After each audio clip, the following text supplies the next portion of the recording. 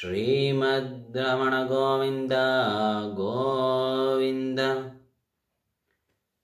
Okay, ಶರಣ ಸೌರಭ.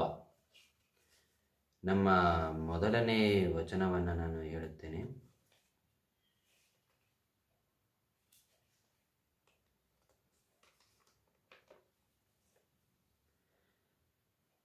ತಂದೆ ನೀನು, ತಾಯಿ ನೀನು, ಬಂಧು ನೀನು, ಬಳಗ ನೀನು, ನೀನಲ್ಲದೆ ಮತ್ಯಾರು ಇಲ್ಲವಯ್ಯ ಲಿಂಗದೇವ.